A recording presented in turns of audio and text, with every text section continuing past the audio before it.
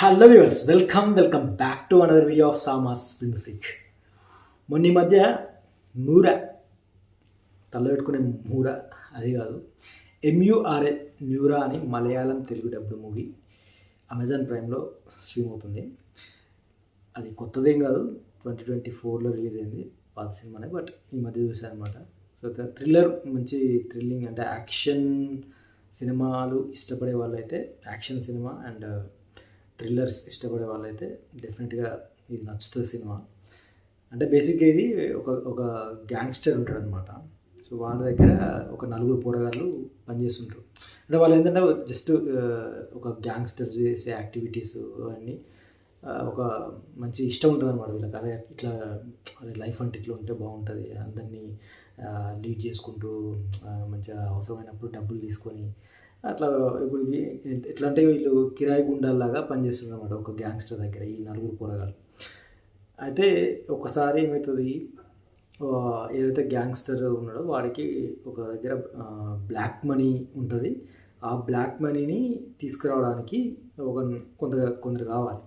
So దానికోసం ఈ నలుగురు పోరగాళ్ళు ఎవరైతే డబ్బు కోసం పనిచేస్తారో, అరే వీళ్ళు కొత్త కొత్త పోరగాళ్ళు అనమాట, వీళ్ళ దగ్గర కొత్త పోరగాళ్ళు వీళ్ళ దగ్గర జాయిన్ అవుతారు అనమాట. సో వీళ్ళని పంపిస్తే బాగుంటుంది, షార్ప్ ఉండరు పోరగాళ్ళని పంపిస్తారు.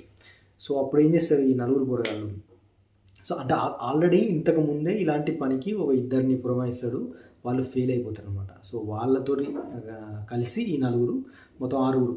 సో వీళ్ళు ఇంకా బ్లాక్ మనీ కోసం వెళ్ళి, ఆ తర్వాత మళ్ళీ ఈ బ్లాక్ మనీ తీసుకున్న తర్వాత ఇంత రిస్క్ చేసి, అంటే చాలా రిస్క్ చేస్తారు, కొంత రిస్క్ చేసి ఆ బ్లాక్ మనీ ఉన్న చోటుకి వెళ్ళి అక్కడ నుంచి కొందరు వెంటబడతారు అన్నమాట. రౌడీలు వెంటబడితే వాళ్ళ చేజ్ నుంచి తప్పించుకొని ఈ డబ్బుని కాపాడే ప్రయత్నం చేసి ఆఖరికి వీళ్ళకి ఒక ఆలోచన వస్తుంది, అరే ఇంత రిస్క్ చేసి మనం బ్లాక్ మనీ ఇంత ఉంది కదా, ఇన్ని కోట్లు బ్లాక్ మనీ, సో మనమే ఉంచేసుకొని ఎక్కడికైనా పారిపోయి సెటిల్ అయిపోతే బాగుంటుంది అనుకుంటారు. కానీ మధ్యలోనే అంటే స్టోరీని మరీ మొత్తం చెప్తే స్పాయిలర్ అయిపోతుంది కాబట్టి కొన్ని ట్విస్టులు నేను అలాగే పెట్టేస్తున్నాను కాబట్టి, సో మళ్ళీ ఎందుకు వాళ్ళు అంటే అంత డబ్బు పెట్టుకొని వెళ్ళిపోకుండా మళ్ళీ ఎందుకు ఆ గ్యాంగ్స్టర్కే అప్పచెప్పాల్సి వస్తుంది అనేది ఒక ట్విస్ట్. తర్వాత ఆ అప్పచెప్పిన తర్వాత మళ్ళీ వీళ్ళ లైఫ్లో అంటే ఒక్కొక్కరు చనిపోతుంటాడు అనమాట. అంటే ఒక్కొక్కరు చనిపోవడానికి కారణం గ్యాంగ్స్టర్ కంటే ముందు, అంటే మనం చూసే ప్రేక్షకుడికి గ్యాంగ్స్టర్ వీడి ఆడేమో, ఎందుకంటే వీడే వాళ్ళని పంపించేసి వీళ్ళ దగ్గర నమ్మకంగా ఉండే ఆ పొరగాలని వీళ్ళు ఎందుకు చంపుతారులే అన్నట్టుగా చూసే ప్రేక్షకుడికి ఆ గ్యాంగ్స్టర్ మీద డౌట్ రాదు చూసేవాడికి. కానీ దీని వెనకాల ఒక లేడీ క్యారెక్టర్ ఉంటుంది, ఆ లేడీ క్యారెక్టర్ ఏమో అన్నట్టుగా కూడా డౌట్ వస్తుంటుంది. కానీ ఆ లేడీ క్యారెక్టర్ వల్ల ఆ లేడీ క్యారెక్టరే ఈ ఎవరైతే గ్యాంగ్స్టర్ ఉన్నాడో రిలేషన్ ఉంటుంది అనమాట, అక్క అవుతుంది అనుకుంటా. సో రిలేషన్ ఉంటుంది. ఆ లేడీ క్యారెక్టర్ ఏది చెప్తే ఈ గ్యాంగ్స్టర్ అది చేస్తున్నాడు అన్నట్టుగా కూడా కొంచెం అనిపిస్తుంది. సో ఇట్లా కొంచెం మనకి క్లారిటీ అంటే చూసే ప్రేక్షకుడికి క్లారిటీ లేకపోవడం వల్ల కొంచెం గ్యాంగ్స్టర్ చేస్తుండడేమో, అంటే కావాలనే వీళ్ళని అంటే ఆ నలుగురు పోరగాల్లో ఒక్కొక్కరిని చంపుకుంటూ వెళ్ళడము, ఏం తెలియనట్టు అమాయకంగా వచ్చి మళ్ళీ అరే ఇట్లా జరిగిందా వాళ్ళని ఓదార్చడం, ఇట్లా జరుగుతుంటుంది అనమాట స్టోరీ.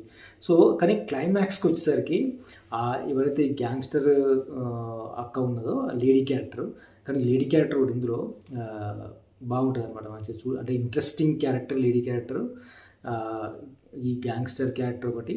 అండ్ ఈ నలుగురు పోరగాళ్ళు ఇంకా ఇద్దరు కూడా వేరే పోరగాళ్ళు కూడా ఉంటారు, జాయిన్ అవుతారు అనమాట.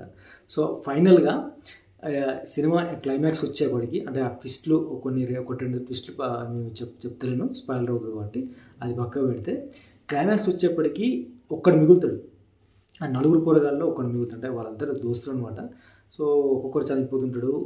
ఆఖరికి వీడు తెలుసుకొని, అంటే ఎవరు చంపుతున్నారు, ఎందుకు చంపుతున్నారు అనేది తెలుసుకొని, అంటే ఎందుకు చంపుతున్నారు, ఎవరు చంపుతున్నారు అనేది కొంత మీకు ఆల్రెడీ ఇప్పటికే క్లూ దొరికిపోయి ఉంటుంది. బట్ ఈవెన్ ఆ క్లైమాక్స్ వచ్చేప్పటికి ఒక్కడు మిగిలిపోతాడు. ఆ ఒక్కడు హంట్ చేసి ఈ గ్యాంగ్స్టర్ని చంపడము, ఆ తర్వాత గ్యాంగ్స్టర్ నుంచి వాళ్ళ అక్క ఏదైతే లేడీ క్యారెక్టర్ ఉందో ఆమెనే చంపే ప్రయత్నం చేసే టైంలోనే వీడు చచ్చిపోతాడు. సో ఇక్కడ ఒక ట్విస్ట్ అనమాట.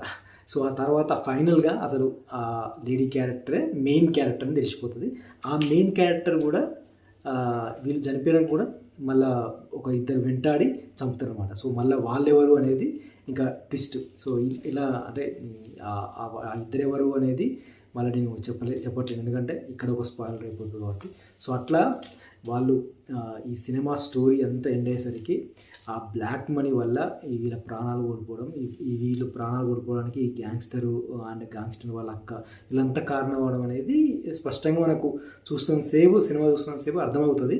బట్ ఒక 2 ట్విస్టుల దగ్గర నేను స్పాయిలర్ అయిపోతుంది కాబట్టి నేను చెప్పట్లేను. ఆ 2 ట్విస్టులు ఏంటంటే, వాళ్ళు అక్కడి నుంచి బ్లాక్ మనీ తీసుకుని అంత డబ్బు తీసుకున్న తర్వాత పారిపోకుండా మళ్ళీ ఎందుకు గ్యాంగ్స్టర్కి అవ్వయిపోయారు అనేది ఒక ట్విస్ట్ అయితే.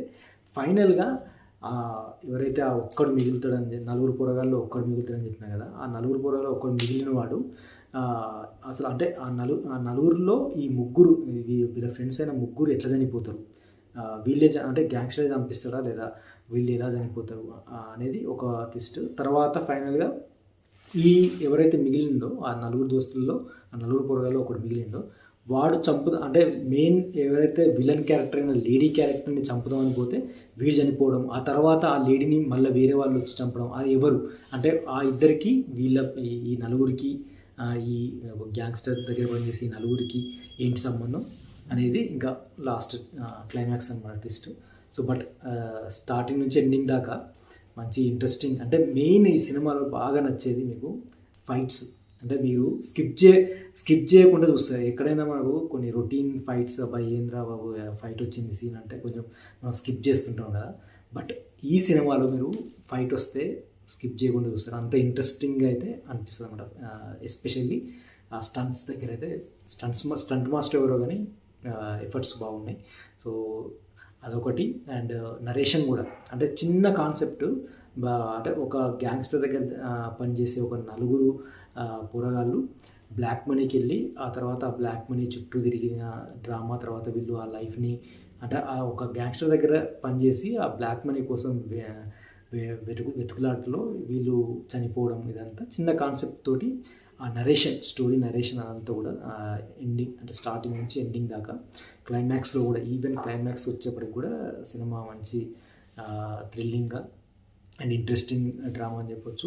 లీడ్ క్యారెక్టర్ ఎవరైతే గ్యాంగ్స్టర్ క్యారెక్టర్ ఉందో లీడ్ క్యారెక్టర్ అది కూడా ఇంట్రెస్టింగే. లీడ్ క్యారెక్టర్ పక్కన ఇంకొక క్యారెక్టర్ ఉంటుంది. సో అది కూడా అంటే చాలా అమాయకంగా అనమాట. అంటే లీడ్ క్యారెక్టర్ గ్యాంగ్స్టర్ క్యారెక్టర్ కానీ అండ్ గ్యాంగ్స్టర్ పక్కన ఉండే ఇంకొక క్యారెక్టర్ ఉంటుంది. అవన్నీ కూడా చాలా అంటే అమాయకంగా అరే వీళ్ళు ఎంత మంచి వాళ్ళు కదా అన్నట్టుగా చూసే ప్రేక్షకులకు అనిపిస్తుంది. కానీ ఫస్ట్ మనం అట్లా అనిపిస్తుంది ఫస్ట్ హాఫ్ అంతా. సో క్లైమాక్స్ వచ్చేప్పటికి కానీ అర్థం కాదు అసలు ఇందులో ఎవరు విలను ఎవరు అమాయకుడు అన్నట్టుగా కొంచెం చూసే ప్రేక్షకుడికి అట్లా అనిపిస్తుంది. బట్ నరేషన్ కానీ అండ్ మెయిన్ ఏదైతే లీడ్ క్యారెక్టర్ ఉందో ఆ క్యారెక్టర్ ఎస్పెషల్లీ లేడీ క్యారెక్టర్ కూడా చాలా బాగా అనిపిస్తుంది. సో అదొక క్యారెక్టర్. సో ప్రతి ఒక్క క్యారెక్టరైజేషన్ అండ్ బ్యాక్గ్రౌండ్ స్కోర్ కానీ మెయిన్ స్టంట్స్ కానీ ఇవన్నీ కూడా మంచి ఇంట్రెస్టింగ్ డ్రామా అని చెప్పొచ్చు. ఇది ఒక మంచి యాక్షన్ కమ్ థ్రిల్లర్ మూవీ అయితే ఈ మ్యూరా. సో ఇది ఈరోజు మ్యూరా గురించి రివ్యూ. డెఫినెట్గా మీకు నచ్చుతుంది అనుకుంటున్నాను. సో మరి ఈ రివ్యూ మీకు నచ్చితే లైక్ చేయండి, షేర్ చేయండి, నా ఛానల్ సబ్స్క్రైబ్ చేసుకోండి.